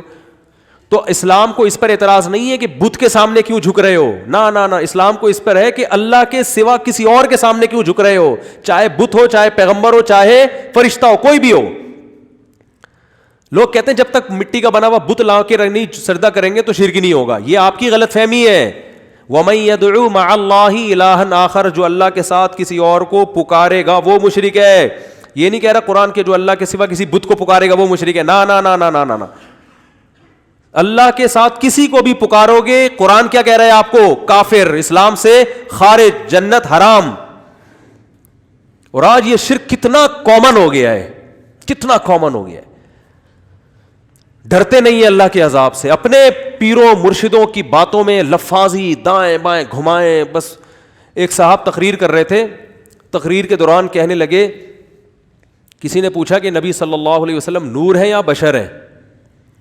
تو انہوں نے کہا دیکھو، نبی صلی اللہ علیہ وسلم سے صحابہ نے پوچھا کہ یا رسول اللہ آپ روزے رکھتے ہیں 24 گھنٹے، کیا رکھتے ہیں روزے؟ بولو. نبی صلی اللہ علیہ وسلم بعض دفعہ 24 گھنٹے کا روزہ بھی رکھتے تھے، لیکن آپ نے صحابہ کو منع کیا. صحابہ نے پوچھا یا رسول اللہ کیوں، آپ ہمیں کیوں منع کر رہے ہیں؟ آپ نے فرمایا ایکم مثلی، تم میں سے کون میری طرح ہے؟ میری طرح تھوڑی ہو تم. تو حدیث کا مفہوم بالکل واضح ہے کہ جو اللہ نے مجھے قوت دی ہے، طاقت دی ہے روحانی، وہ تمہارے اندر نہیں ہے. تو امت پہ شفقت کی کہ بھائی تم یہ افورڈ نہیں کر سکتے، اللہ نے مجھے زیادہ قوت دی ہے، برداشت زیادہ دی ہے. اور ایک حدیث میں آتا ہے اللہ مجھے کھلاتا ہے، اللہ مجھے پلاتا ہے. یعنی روزے میں بھی اللہ مجھے کھلاتا پلاتا رہتا ہے. کیا مطلب؟ روحانی طور پہ کھلا لیتا ہے، پلا لیتا ہے، برداشت ہو جاتا ہے. تم سے نہیں ہو سکتا، تم نہیں رکھو. تو محترم سے کسی نے پوچھا کہ نبی صلی اللہ علیہ وسلم کے بارے میں قرآن میں آتا ہے انما انا بشر مثلکم، کہ اے نبی ان سے کہہ دیجئے کہ میں تمہاری طرح کا انسان ہوں. یہ تو قرآن میں صاف طور پر جب آ گیا تو پھر اللہ کے نبی کو بشر کی فہرست سے نکال دینا کہ آپ بشر نہیں تھے، یہ تو قرآن کا انکار ہو گیا نا. قرآن تو کہہ رہا ہے میں بشر بھی ہوں اور تمہاری طرح کا بشر ہوں. تم بھی کھاتے پیتے ہو، میں بھی کھاتا پیتا. تم بھی نکاح کرتے ہو، میں بھی نکاح کرتا ہوں. تمہارے بھی اولاد ہوتی ہے، میرے بھی اولاد ہوتی ہے. تم بھی بیمار ہوتے ہو، میں بھی بیمار ہوتا ہوں. تم بھی دوا کرتے ہو، میں بھی دوا کرتا ہوں. تو تمہاری طرح کا، ان چیزوں میں تمہارے جیسا انسان ہوں میں. تو محترم سے کسی نے پوچھا کہ تو قرآن صاف لفظوں میں کہہ رہا ہے. تو محترم نے جواب کیا دیا؟ اب دیکھو یہ خطیب لوگ جو لوگوں کو عقیدے خراب کرتے ہیں نا، لفاظی کرتے ہیں، باتوں کو گھماتے ہیں. وہ محترم نے بات کیسے گھمائی؟ محترم نے ارشاد فرمایا، بڑا مجمع تھا، بہت بڑا مجمع جس میں یہ تقریر فرما رہے تھے. بات یہ گھمائی کہ نبی صلی اللہ علیہ وسلم سے صحابہ نے پوچھا کہ آپ 24 گھنٹے کا روزہ رکھتے ہیں تو ہمیں بھی اجازت دیں. تو آپ نے فرمایا ایکم مثلی، تم میں سے کون میرے جیسے، تم یہ میرے جیسے نہیں ہو. اور ابو جہل کو جو آپ نے خطاب کیا اس میں کیا فرمایا؟ انما انا بشر مثلکم. غیر مشرکین کو جو آپ نے خطاب کیا اس میں فرمایا میں تمہاری طرح کا انسان ہوں. اب آگے محترم نتیجہ نکالتے ہیں کہ صحابہ کو یہ کہا کہ میں تمہاری طرح کا نہیں ہوں، لہذا صحابہ کی اولادیں اب تک یہ سمجھ رہی ہیں نبی ہماری طرح کے بشر نہیں ہیں. اور ابو جہل کی اولادیں یہ سمجھ رہی ہیں کہ نبی ہماری طرح کے بشر ہیں. یعنی ہم لوگوں کو کیا کہتی ہے دیا معاذ اللہ؟ ابو جہل کی اولادیں. کیونکہ ہم یہ کہتے ہیں کہ نبی صلی اللہ علیہ وسلم بشر ہے نا، ہم تو یہی کہتے ہیں. درجہ آپ کا بہت بلند ہے، لیکن اپنی حقیقت اور ماہیت کے لحاظ سے تو بشر ہے نا. اب حضرت عبداللہ کے بیٹے ہیں، حضرت آمنہ کے بیٹے ہیں. آدم علیہ السلام کو اللہ نے مٹی سے پیدا کیا اور انہی کی اولاد میں اللہ نے ہمارے نبی صلی اللہ علیہ وسلم کو پیدا کیا. خلقہ من تراب، قرآن کہہ رہے ہم نے آدم کو کس سے بنایا؟ مٹی سے. تو اب دیکھو مجمع ایک دم چیخیں مار رہا، کیا علمی نقطہ بیان کیا، کیا خاندانی نقطہ کہ ابو جہل سے چونکہ یہ کہا ہے کہ میں تمہاری طرح کا انسان ہوں، لہذا ابو جہل کی اولادیں کیا سمجھ رہی ہیں؟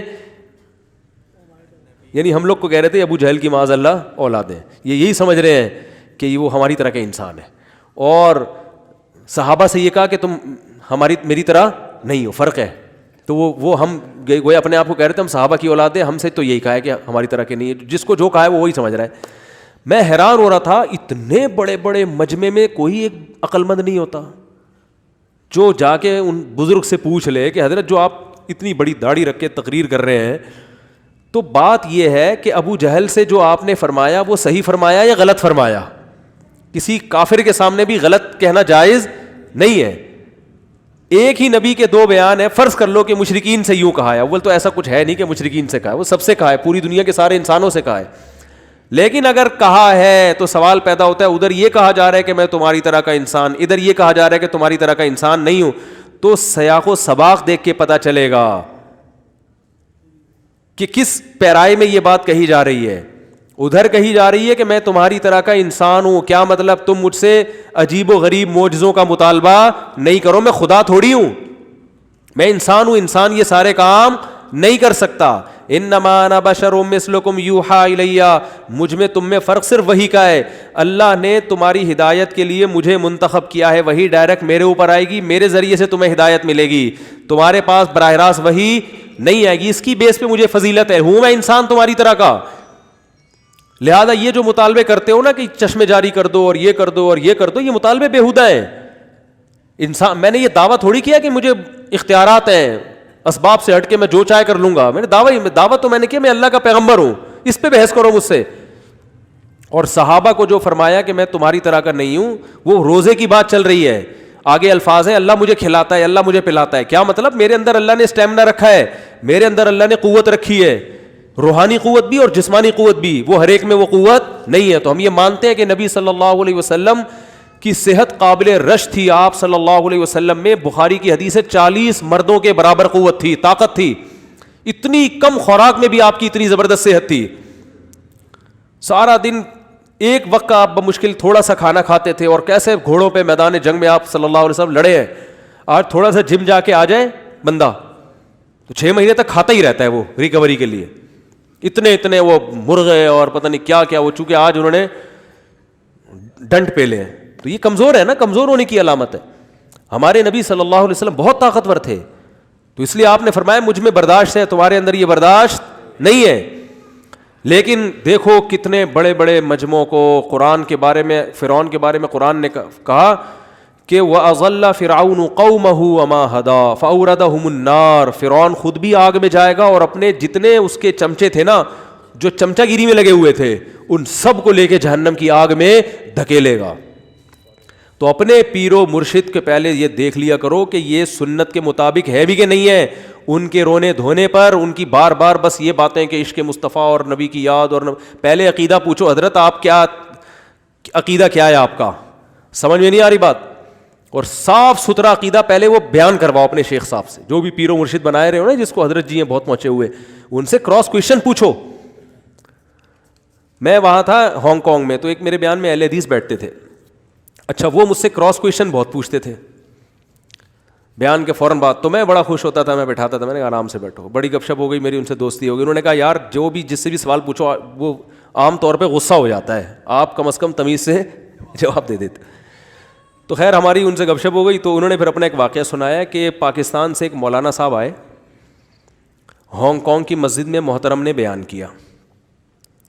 اب ہانگ کانگ کی مسجد جو ہے نا, وہاں اس میں مفتی ارشد صاحب ہوتے ہیں, وہ گورنمنٹ کی لیول پہ وہاں کے مفتی اعظم, یعنی ان کو گورنمنٹ نے بنایا ہوا ہے مسلمانوں کے لیے, بڑی ان کی وہ یعنی وہاں پر ان کا ایک نام ہے.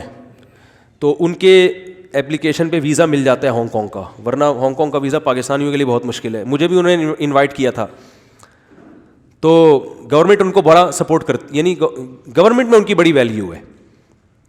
اچھا, انہوں نے بڑا ظرف کر کے بلایا کسی کو, چلیں جی وہ مسلک وسلک کا نہیں بحث میں پڑھتے, کوئی بھی مشہور اسکالر ہو جو قرآن و سنت کی بات کرتا ہو, اس کو بھی وہ انوائٹ کرتے ہیں. تو پاکستان میں آپ کو پتہ ہے مسلک ہول سیل کے حساب سے. خیر ایک مولانا صاحب چلے گئے, وہ مولانا صاحب نے وہاں پر انہی کی مسجد میں انہوں نے اپنے ممبر پہ بٹھایا, مسلکی اختلاف کے باوجود کہ آپ یہاں بیٹھیں اور بیان کریں. تو وہ خطیب صاحب نے بیان کیا, اور پورا بیان اتحاد امت پہ. کس پہ؟ امت کو جوڑنا ہے, امت کو کیا کرنا ہے, محبت, مسلک پرستی نہیں ہے, جوڑ, پشتو میں کہتے ہیں نا جوڑ توڑ سنگے مڑوڑ, سنا ہے نا. ہمارے جو دوست جب ملتے ہیں نا تو ہمیں یہ لفظ سمجھ میں آتا ہے, جوڑ توڑ سنگے مڑوڑ انڈی ولان خا دے دقت خو ندی کڑے. کوئٹہ کی پشتوں میں کہتے ہیں دقت مغت خو ندی کڑے, اور لگی تستا ماچس کو کہتے ہیں. پشاور کی اور کوئٹہ کی پشتوں میں بڑا فرق ہے. تو ہمارے ایک دوست تھے بڑے مزاحیہ, وہ پھر جب ملتے تھے نا ہمارے شاگردوں سے وہاں کوئٹہ میں, تو کہتے تھے جوڑ توڑ سنگے مروڑ شینی ہتھوڑے کشمش پکوڑے. وہ پوری گردان سنانا شروع کہتے, بھائی کیا بول رہے ہیں, کہہ رہے ہیں یار ہمیں تو یہ سمجھ میں آ رہا ہوتا, آلو بخارے چھینی ہتھوڑے کشمش پکوڑے وہ سب لگا دیتے تھے ساتھ میں. تو خیر ان کو بلایا محترم کو, انہوں نے ممبر پہ بیٹھ کے بیان کیا اتحاد امت, ایک دوسرے کو. اب کیا ہوا, یہ اہل حدیث بیٹھے ہوئے تھے یہاں پہ نا, یہ مجھے اپنی کارگزاری سنا رہے تھے کہ میں اس بیان میں بیٹھا ہوا تھا. جیسے ہی جمعے کی نماز کا ٹائم آیا ہے تو محترم نے کہا ہم ان کے پیچھے نماز بولو بھائی, مفتی ارشد صاحب کے پیچھے نماز, جنہوں نے انوائٹ کیا, اپنے ممبر پہ بٹھایا ہے بھائی, اپنی مسجد دی. آج کل کون کسی کو اپنا ممبر دیتا ہے, مسجد دیتا ہے بیان کرنے کے لیے؟ وہ اتنے براڈ مائنڈیڈ کہ آپ کو بٹھا رہے ہیں کہ چلو یار اللہ رسول کی بات ہی ہوگی نا, کیا ہوتا ہے مسلک سے. تو این جب جمعے کی, اچھا وہ غیر مسلم ریاست ہے, بعض دفعہ جمعے میں بہت سے غیر مسلم بھی آ رہے ہوتے ہیں, وہاں ہر ہفتے غیر مسلم مسلمان ہوتے ہیں الحمدللہ. ہانگ کانگ میں انہوں نے مجھے بتایا بہت تیزی سے اسلام پھیل رہا ہے الحمدللہ. تو اب جو نئے نئے مسلمان ہوئے ہیں ان پہ کتنا برا اثر پڑے گا نا, کہ ابے یار ان کے تو اتنے اختلاف ہیں, اتنا بڑا مجمع ان محترم کے پیچھے جمعے کی نماز پڑھ ہی نہیں رہا. تو چلو یار آپ بعد میں دہرا لینا, فی الحال سیاستاً پڑھ لو ٹھیک ہے نا, پبلک کو دکھانے کے لیے پڑھ لو, غیر مسلموں پہ برا اثر نہ جائے. غیر مسلموں پہ کتنا برا اثر پڑے گا, جو نئے نئے مسلمان ہوئے ہیں یا ہونے والے ہیں, وہ کہیں گے یار اتنا میٹھا بیان اور نماز نہیں پڑھ رہے. اب وہ جو حضرت مفتی ارشد صاحب تھے انہوں نے کہا کہ بھائی یہاں میں آپ کو مصلی پہ کھڑا کر دیتا, میں آپ کے پیچھے پڑھ لیتا, لیکن گورنمنٹ کی طرف سے مصلی پہ کسی اور کو کھڑا ہونے پر پابندی, کیونکہ پہلے اس طرح کے کچھ اختلافات ہو چکے ہیں بڑے بڑے, تو گورنمنٹ نے لا بنا دیا ہے کہ چاہے کوئی بھی ممبر پہ بیان کرے گا نماز یہی پڑھائیں گے, ان کے علاوہ کوئی اور نہیں پڑھائے گا. میں جب گیا تھا نا بیان کرنے تو بھی میں نے نماز نہیں پڑھائی وہاں پہ. انہوں نے کہا آپ, ہم خواہش تھی کہ آپ نماز پڑھائیں, لیکن یہ قانون یہاں پر ہے, یعنی کمیٹی کی طرف سے بھی اور شاید گورنمنٹ کی طرف سے بھی, کہ نماز آپ نہیں پڑھانی ہے. حکومت تو نہیں چاہتی نا لڑائی جھگڑے ہو, مسلمان تو پوری کوشش کرتے ہیں کہ ہو, لیکن غیر مسلم ریاست بھی غیر مسلم ہو کے نہیں چال رہی تھی کہ ان میں آپس میں کیا ہو, پھڈے ہو ٹھیک ہے نا. تو غیر مسلم ہو کے بھی چاہ رہے ہیں کہ یہ پھڈے نہ کریں, تو تمیز سے چلتے رہے امن اور شانتی کے ساتھ. تو وہ جو اہل حدیث تھے نا وہ چپک گئے.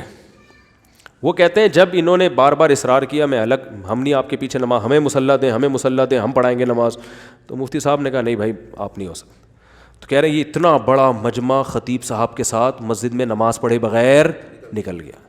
اب یہ تھے چپکو, یہ بھی نکل لیے. انہوں نے کہا چھوڑوں گا نہیں ٹھیک ہے نا, چھوڑوں گا نہیں. کہہ رہے میں بھی نکل لیا. میں نے کہا چلو آج ان کے پیچھے پڑھتے ہیں, کیونکہ اب ان کو یہ تھا کہ غائب نہ ہو جائے نا. تو کہہ رہے میں نے کہا میں تو نہیں چھوڑوں گا.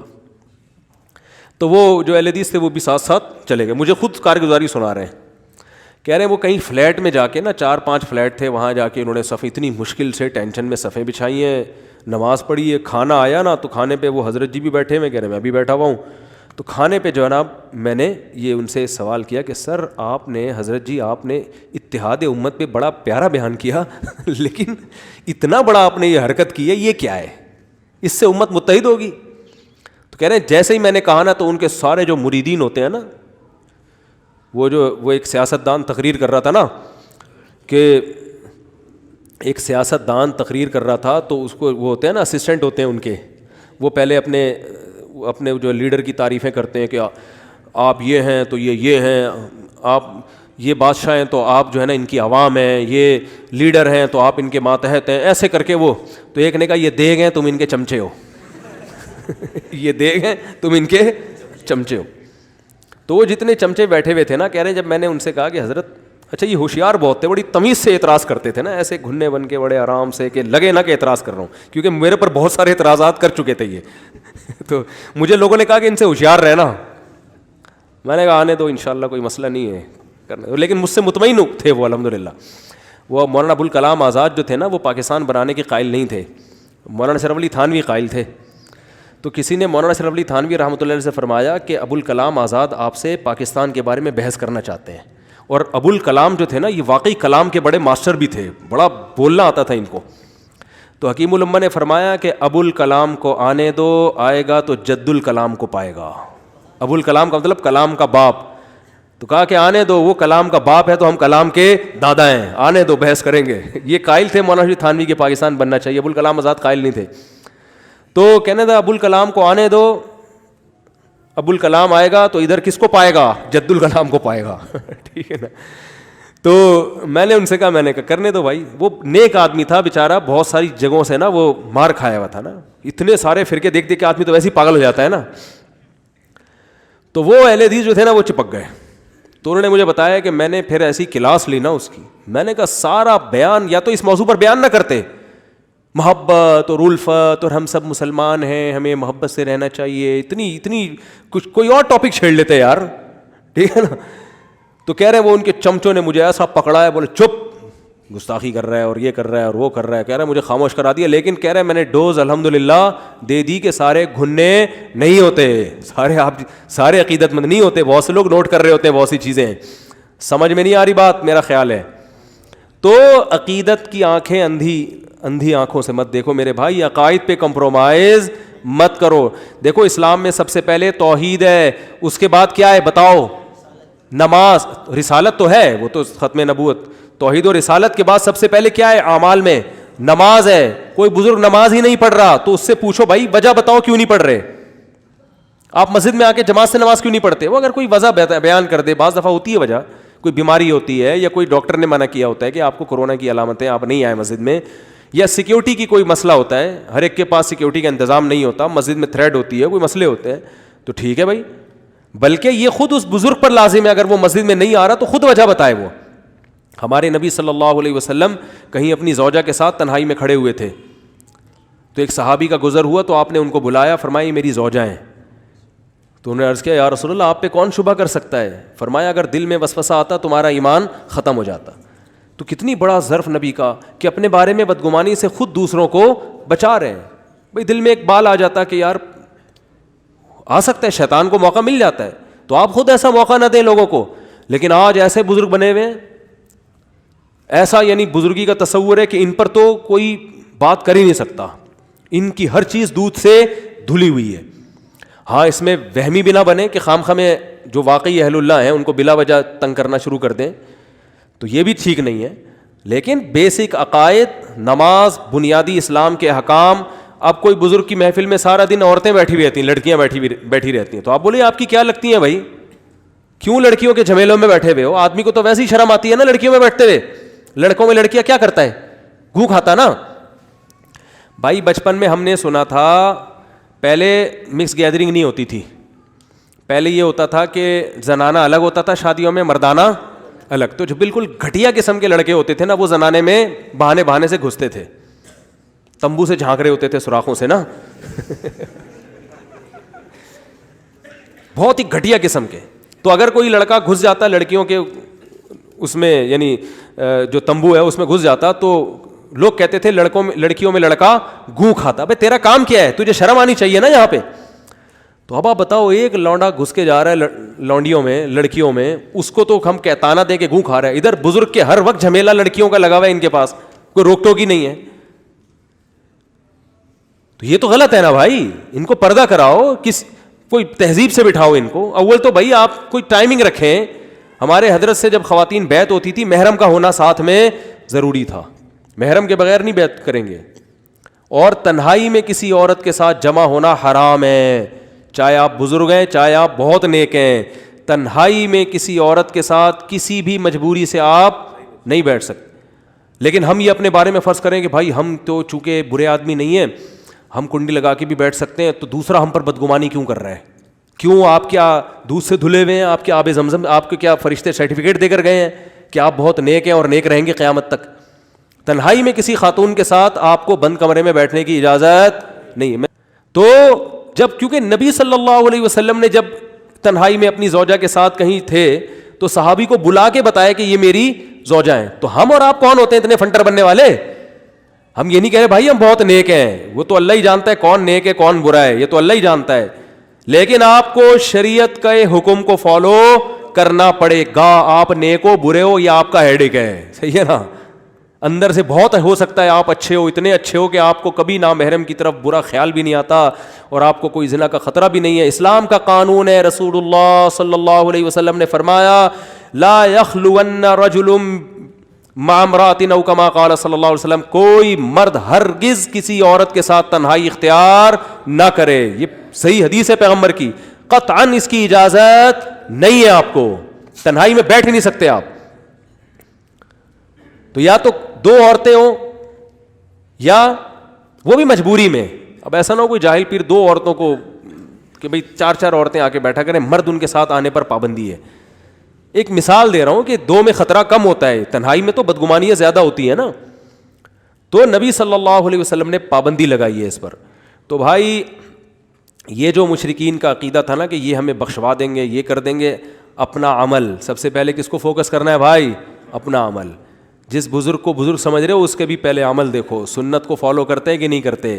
شادی بیاہ کی رسومات ایسے تو جہیز دبا کے لے رہے ہیں حضرت جی جہیز کیا کر رہے ہیں, دبا کے لیا ہوا حضرت. بعض ایسے بھی ہیں جن کو بینک میں ہیں, سودی بینک میں, ان کو خلافتیں ملی ہوئی ہیں. حضرت جی کے خلیفہ ہیں, کیا کام ہے جی, بینک میں جاب کرتے ہیں, سودی بینک میں. ابے بھائی یہ کیسے بزرگ ہیں, سودی بینک میں کیا کر رہے ہیں, سودی بینک میں جاب کر رہے ہیں, یعنی حرام کھا رہے ہیں, اور یہ ہیں کیا بہت پہنچے ہوئے. وہی بات ہو گئی, یہ خاتون نے بتایا نا, کئی سال پرانی بات ہو گئی, اب ان کو نہیں پتہ چلے گا کس کی بات ہو رہی ہے. ان کے بھائی کا انتقال ہو گیا, وہ کہنے لگی بہت نیک تھا, میں نے اس کو جنت میں ٹہلتے ہوئے دیکھا ہے. میں نے کہا اللہ کرے ایسا ہی ہو. میں نے کہا نماز پڑھتا کہ نہیں, نماز نہیں پڑھتا تھا, نماز کبھی بھی اس نے نہیں پڑھی, لیکن تھا بہت نیک. تو پتہ نہیں آپ کے یہاں نیک کا معیار کیا ہے. نیکی کی پہلی سیڑھی تو نماز ہے نا میرے بھائی. کتنی شدید وعیدیں ہیں جو نماز نہیں پڑھتے. تو جماعت سے نماز, آج بہت سے لوگوں نے جماعت سے نماز چھوڑ دی ہے. جہاں جا رہے ہوتے ہیں بس اخپل طریقے سے پڑھ رہے ہوتے ہیں. جہاز میں سفر کرو نا, ایک دو لوگوں کو اپنے ساتھ لے آیا کرو. اگر کچھ ساتھی ہو, ٹرین میں جا رہے ہو, اگر کچھ ساتھی ہو, بولو بھائی جماعت سے نماز پڑھیں گے ہم. اخپل طریقے سے تھوڑی ہوتی ہے. ٹرین میں 2-3 لوگ جا رہے ہیں, ہر آدمی اخپل طریقے سے پڑھ رہا ہے, ایسے نہیں ہوتا. جماعت سے نماز ہوگی. اذان دو اس میں باقاعدہ, شرماؤ نہیں اذان دیتے ہوئے. بہت مشکل ہے بات سمجھانا. تو الذین آمنوا وکانوا یتقون, اولیاء اللہ کی تعریف قرآن نے کی ہے جو ایمان لائے اور تقوی اختیار کیا, گناہوں سے بچے. اس کے بعد کوئی بات نہیں, آپ سوئمنگ بھی کریں, آپ اسکائی ڈائیونگ بھی کریں, آپ سمندر کی تہوں میں جا کے, وہ کیا ہے اسکوبا ڈائیونگ, ہاں وہ بھی کریں آپ.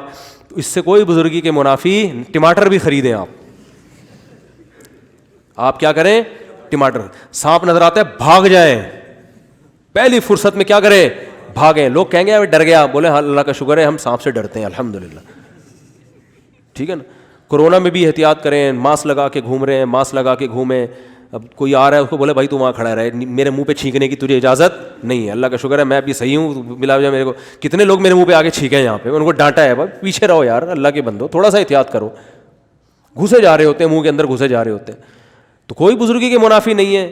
بھائی کورونا ہے, پھیلا ہوا ہے, وبا پھیلی ہوئی ہے, ادھر رہ بھائی آرام سے, صحیح ہے نا, ادھر سے ہی بات کر جو کرنی ہے. خام خامے یہ بزرگی کا معیار نہیں ہے. حضرت جی کورونا سے نہیں ڈرتے, اور کورونا کو کسی کو نہیں دیکھتا, نہ بزرگ کو دیکھتا ہے نہ. ہاں میں ایک واقعہ سنا کے بات ختم کرتا ہوں. جو اصل واقعہ بتا رہا تھا کہ ہمارے علماء نے لکھا ہے کہ اس زمانے میں مباہلہ بھی جائز نہیں ہے. مباہلہ یہ ہوتا ہے کہ اہل باطل کو جب آپ دلائل سے قائل کیا نہیں ہو رہا تو اس سے یہ مطالبہ کیا جاتا ہے کہ تم بھی آؤ میدان میں, ہم بھی آئیں گے, اور ہم دعا مانگیں گے ہم میں جو باطل ہے وہ تباہ و برباد ہو جائے. اس کو کیا کہتے ہیں, مباہلہ.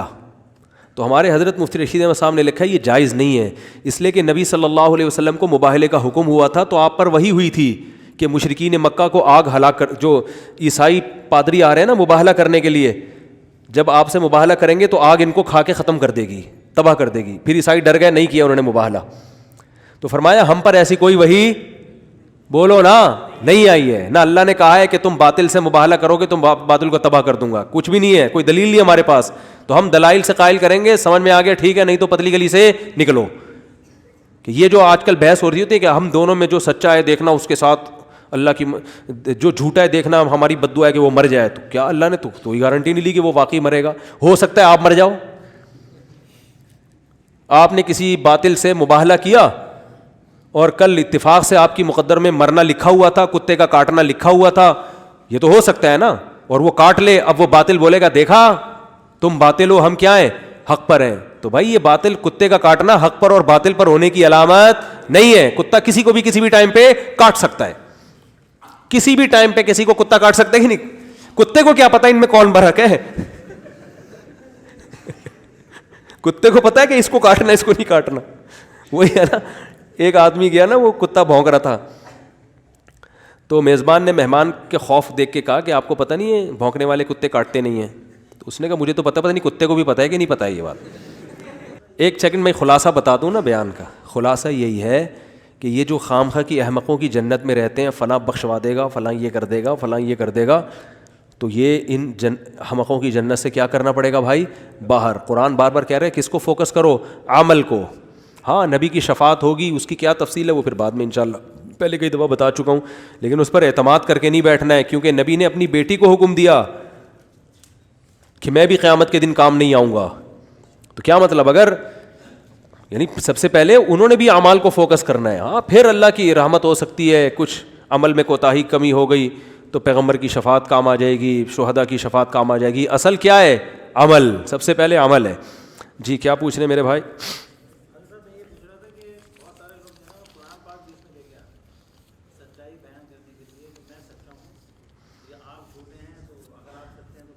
نہیں, یہ غلط ہے کہ اگر آپ سچے ہیں تو قرآن پاک پہ ہاتھ رکھ کے بتائیں میں سچا ہوں. یہ قرآن کو نہیں لانا چاہیے درمیان میں. اچھا بھائی کیا کہہ رہے ہیں؟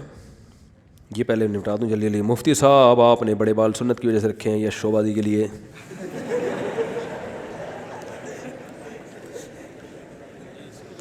مولانا صاحبان نکاح پڑھانے کے پیسے کیوں لیتے ہیں جبکہ اس میں تو کچھ وقت بھی نہیں لگتا؟ مولانا لوگوں کو کھانے دو اچھا, بیچاروں کو تنخواہیں دیکھو کتنی کم ہوتی ہیں. تو اگر وہ نکاح پڑھانا بھی تو ایک عمل ہے نا, ایک عمل ہے, چاہے 1 منٹ کا ہو 10 منٹ کا ہو. آپ یہ کہہ رہے ہو کہ 1 منٹ بھی نہیں لگتا, وہ گھر سے آنے میں, بیٹھنے میں, خطبہ پڑھنے میں, پھر واپس جانے میں, اور خاص طور پہ کرونا کے دنوں میں رسک لینے میں. تو اگر مولانا لوگ بیچارے پیسے لے رہے ہیں تو کیا جا رہا ہے آپ کا؟ اور اگر آپ کے پاس پیسے نہیں ہیں تو مولانا کو بتا دو میرے پاس پیسے نہیں ہیں, تو مولانا پھر فری میں بھی پڑھا دیتے ہیں. وہ اس طرح نہیں کرتے. تو اس لیے علماء کو تو دے کے خوش ہونا چاہیے. آپ کو تو چاہیے کہ اچھا حضرت آپ کی اتنی فیس ہے ہم ڈبل دیں گے آپ کو. کیا تم نکاح کر رہے ہو, اس میں ہو سکتا ہے برکت ہو جائے. کوئی بھی عمل کی اجرت لینا شرعاً جائز ہے, چاہے آدھا منٹ کا ہو یا 1 منٹ کا. ہاں یہ کہہ سکتے ہیں کہ غریب آدمی کے پاس پیسے نہیں ہوتے, تو میں نے اکثر علماء کو دیکھا ہے اگر وہ دیکھتے ہیں کہ کسی کے پاس پیسے نہیں ہیں یا غریب ہے تو وہ پھر اصرار نہیں کرتے, فری میں پڑھاتے ہیں کہ کوئی بات نہیں, بلکہ وہ یہ کہتے ہیں ہم سے لے لو پیسے, ٹھیک ہے نا. اور اگر اللہ نے آپ کو دیا ہے تو ولیمے میں 1.5-2 لاکھ روپے خرچ کر رہے ہو, تو 5-6 ہزار کسی بیچارے نکاح والے. اور پھر صرف نکاح نہیں پڑھانا ہوتا, اکثر علماء رجسٹریشن کرواتے ہیں نکاح کی, اور پھر نادرہ کی فیس جاتی ہے, اس میں پھر عملہ رکھا ہوا ہوتا ہے, انہوں نے ماتحت لوگ رکھے ہوئے ہوتے ہیں, ان کو بھی پیسے دے رہے ہوتے ہیں وہ. باقی سارے علماء لیتے بھی نہیں پیسے. مولانا صاحبان نکاح پڑھانے کی یہ ہو گیا کہ اگر نکاح کرنا بنیادی ضرورتوں میں سے ہے تو پھر فرض ہونا چاہیے. اگر گناہ کا خطرہ ہو تو نکاح فرض عین ہو جاتا ہے. عیسائی یا کوئی غیر مسلم ہمیں السلام علیکم کہے تو جواب میں کیا کہیں؟ وعلیکم کہہ دیں, السلام علی من اتبع الہدی کہہ دیں. ہمیں بچپن میں جو حدیث سنائی جاتی تھی کہ آپ صلی اللہ علیہ وسلم راستے سے گزرتے تھے تو ان کے اوپر کچرا پھینکا کرتی تھی, ایسا کوئی واقعہ نہیں, ایسا کوئی واقعہ. یہ حدیث موضوع ہے. مفتی صاحب آپ کی کتنی کتابیں کون کون سی ہیں؟ میری کتابیں تو نہیں, تحریریں ہیں بڑی بڑی. ایک تکافل پہ میری تحریر ہے, اسلامک بینکنگ پہ میری تحریر ہے, لیکن وہ جامعہ میں ہی ہے, یہاں چھپی نہیں ہے, وہیں چھپی ہے, وہیں رکھی ہوئی ہے. اور ایک میری تحریر ہے اس پر کہ کیا اسلامی ملکوں کے خلاف بغاوت شرعاً جائز ہے یا نہیں ہے, خلافت کا کیا تصور ہے اسلام میں. یہ بڑی لمبی چوڑی تحریر ہے, یہ بھی جامعہ میں ہی ہے, کیونکہ صرف میری اکیلے کی نہیں ہے, اور بھی علماء نے اس میں ان کے بھی مختلف ٹاپک دیے گئے تھے, اس پر پوری کتاب لکھی گئی ہے. اسی طرح میری طلاق ثلاث پر بھی ایک تحریر ہے, وہ کتابی شکل میں انشاءاللہ شائع ہو جائے گی. اس میں نے یہ ثابت کیا ہے کہ 3 طلاقوں کا مسئلہ, کہ 3 طلاقیں 3 ہوتی ہیں, اجماعی مسئلہ, اس میں اختلاف رائے کی گنجائش بالکل بھی نہیں ہے. اگر کوئی اہل حدیث سے فتویٰ لے کے 3 کو 1 کہتا ہے تو وہ کالعدم ہے فتویٰ, اس میں بالکل اجماع امت ہے, اور وہ الحمدللہ بہت سے اہل حدیث نے بھی اس کو تسلیم کیا ہے. اور چوتھا ہے 4 شادیوں پہ معذرت کے ساتھ, وہ تو کتاب چھپ رہی ہے, وہ تو ساری دنیا. آج میں نے 4 شادیوں کا بالکل بھی نہیں چھیڑا تھا, آپ نے خود ہی چھڑوایا ہے. وہ کتاب میری بک رہی ہے, چھپ رہی ہے, لوگ خرید رہے ہیں, گھروں میں لڑائیاں ہو رہی ہیں, برباد ہو رہے ہیں, گھر تباہ ہو رہے ہیں, ڈپریشن میں جا رہے ہیں. آج ایک آدمی کا دوسری شادی کا میں نے نکاح پڑھایا. 1 سے زائد شادیوں کی ضرورت کیوں, اس کا یہ نام. دوسری شادی کر رہے تھے 46 سال کی کوئی بیوہ خاتون سے, ینگ لڑکا ہے 46 سالہ بیوہ سے جن کے بچے بھی ہیں, ان سے نکاح کیا اس نے. تو آج ہی میں نے نکاح پڑھایا, تو میں نے اس بندے سے کہا, میں نے کہا دیکھ بھائی تپڑ ہے, ہاں, تو میں نے کہا جب پکڑا جائے گا نا تو طبیعت سے تیری لوگ یہ نہیں دیں گے بیوہ ہے یا کیا ہے, لوگ بولیں گے بھائی تو نے خاندان, بولے گا کیا کی کیوں, تو انسان ہے کیا ہے. تو میں نے اس کو بڑا پکا کیا, میں نے کہا پھر کیا ہوگا, کہہ رہے دیکھیں گے. میں نے کہا دیکھیں گے نہیں. پھر میں نے اس کو منہ سے نکلوایا, میں نے کہا پھر بولو ایسی کی تیسی دیکھ لیں گے. میں نے کہا پھر یہ بول نہیں رہے تھے وہ محترم زبان سے, کہہ رہے نہیں میں ایکچولی میں اصل میں نا انشاءاللہ, ایسے ان کا اسٹائل یہ تھا, انشاءاللہ دیکھیں انشاءاللہ اللہ بہت فضل کرے گا. مجھے اندازہ ہوا, میں نے کہا یہ مروائے گا اپنی بیوی کو بھی, خود بھی مرے گا یہ. میں بہت پکا کر رہا تھا اس کو, میں نے کہا دیکھو بھائی ابھی بھی ٹائم ہے, میں نے کہا نہیں پڑھاتا, جاؤ سوچ لو, پکڑے گئے نا تو ایسے چترول لگیں گے, یہ میرے الفاظ تھے, اتنا چترول لگے گا آپ کو کہ نسلیں یاد رکھیں گی. تو میں نے کہا اس وقت آپ کا ری ایکشن کیا ہوگا, وہ پھر وہی ایسا نا یہ دیکھیں گے. میں نے کہا ایسا پھر میں بتاتا ہوں یہ, میں نے کہا پھر آپ نے اپنی بائک کے پیچھے لکھوانا ہے موسٹ وانٹیڈ, پہلی بات تو یہ. میں نے کہا ابھی سے پلیٹ بنوا کے رکھو, اور پھر جو خاندان میں آئے گا نا آپ نے یہ کیا کہ آپ بولو ایسی کی تیسی, جس نے جو اکھاڑنا ہے اکھاڑ لیں, دیکھ لیں گے. اس کو میں نے اللہ کی قسم اٹھا کے بول رہا ہوں, زبان سے پریکٹس کروائی ہے میں نے. آپ مذاق سمجھ رہے ہو, آج اثر کی بات ہے, پریکٹس کروائی ہے. میں نے کہا بولو زبان سے, ابھی میرے سامنے نہیں نکل رہا یار, جھوٹی موٹی کا نہیں نکل رہا, سچی مچی کا کہاں سے نکلے گا, جھوٹی موٹی کا منہ سے نہیں نکل رہا. جھوٹی موٹی کا ایسے ایسی. اچھا پھر آخر میں پتہ کیا بولا, ایسی کی تیسی. یہ گواہ بھی ہیں اس پر, یہ دو لڑکے جو ریکارڈنگ کر رہے ہیں نا گواہ بھی ہیں, وہ ایسے ہی بولا ہے ایسی. میں نے کہا مجھے نہیں لگ رہا ان تیلوں میں تیل نکھا, تو میں نے پڑھا دیا. وہ بیچاری وہ بیوہ نہ کہیں غصہ کرتی میرے اوپر کہ ایک آسرا ہوا ہے آپ یہ بھی. تو بہرحال ہم نے اس کو بہت پکا کرنے کی کوشش کی, اب دیکھیں کیا ہوتا ہے. 46 سال کی بیوہ سے, اور خود ینگ لڑکا ہے ماشاء اللہ, بات تو ہمت کی ہے نا. اب اس بیوہ کا بتاؤ کوئی حل ہے معاشرے میں, خود سوچو یار. نہ اس کو کوئی دوسرا رشتہ بتا رہے ہوتے ہیں اور بندے کو دوسری سے منع کر رہے ہوتے ہیں, تو بیڑا غرق کر رہے ہیں نا اس کا, بیوہ کا. تو میں پاگل نہیں ہو گیا, یہ لوگ پاگل ہو گئے جو میری مخالفت کر رہے ہیں. جھینگا کھانا کیسا اختلافی مسئلہ ہے میرے بھائی, کیا نبی نے جھینگے کھائے؟ نہیں, نبی سے صرف مچھلی کھانا ثابت ہے لیکن اختلافی مسئلہ. مفتی صاحب کیا زبردستی کی شادی یا نکاح اسلام میں قابل قبول نہیں ہے؟ لڑکی نے ہاں بھی نہیں کی اور قبول بھی نہیں کیا, زبردستی صرف دستخط کی ہے. زبردستی کے دستخط سے بھی نکاح نہیں ہوتا. البتہ زبان سے قبول ہے بول دیا تو پھر ہو جاتا ہے, چاہے زبردستی ہی ہو, لیکن زبردستی سگنیچر کروائے ہیں تو پھر نہیں ہوگا نکاح. تو اس لیے کسی نے نہیں کرنا ہو تو بولے نہیں ہے, بس زبان سے ہاں, اور خاموش رہے گی تو بھی ہو جائے گا. حدیث میں آتا ہے البکرو اذنھا سماعتھا, کنواری لڑکی اگر خاموش رہ گئی نا تو بھی یہ اس کی اجازت سمجھی جائے گی. تو اس لیے اگر کسی نے خاموشی اختیار کر لی یا قبول ہے بول دیا تو بے شک ذہنی دباؤ میں آ کے بولا وہ نکاح ہو جائے گا. تو اس لیے اس پر لازم ہے کہ وہ فوراً کیا کر دے, قبول نہیں. بالکل بھی اچھے نہیں لگے آپ, مجھے یوں کہہ دینا چاہیے. ایک صاحب نے کہیں رشتے کا انکار کیا, فون پر کے کہا کہ وہ بڑا اچھا ایک وضعیہ کلپ آیا تھا, 4-5 سال ہو گئے, کہیں لڑکی والوں نے یعنی اس نے پیغام بھیجا تھا لڑکی والوں کو, لڑکی والوں سے دیکھ داکھ کے بولا چلیں جائیں فون پہ بتا دیں گے. فون پہ کہا کہ آپ کو ایک بات ہم بتانا چاہتے تھے کہ آپ ہمیں پسند نہیں آئے. تو اس نے کہا چلیں ٹھیک ہے کوئی بات نہیں, ہے تو شادی تو مقدر سے ہوتی ہے. کیا لیکن عجیب سی بات ہے کہ بالکل بھی پسند نہیں آیا آپ ہمیں. اب اس کو ٹینشن دے رہے ہیں نا. تو اس نے کہا چلے کوئی مسئلہ نہیں ہے یار, اگر بالکل بھی پسند نہیں آئے تو مقدر سے کہہ رہے ہیں, مقدر کی بات نہیں کر رہا میں, کہیں تھوڑا سا بھی کہیں سے بھی اچھے لگے ہوتے, یا اسٹائل اچھا ہوتا یا شکل اچھی ہوتی. اور کہہ رہے ہیں صرف مجھے نہیں, ہمارے ماموں بھی آئے ہوئے تھے اس دن, ان کو بھی دکھایا, ان کو بھی آپ بالکل پسند نہیں آئے. چاچو کو دکھایا, ان کو بھی. اب اس کو تپا رہے ہیں نا. اس کو کیا کر رہے ہیں, تپا رہے ہیں. او بھائی بس اس کو بھی تو چاہیے فون بند کر دے کہ یار دفع کرو.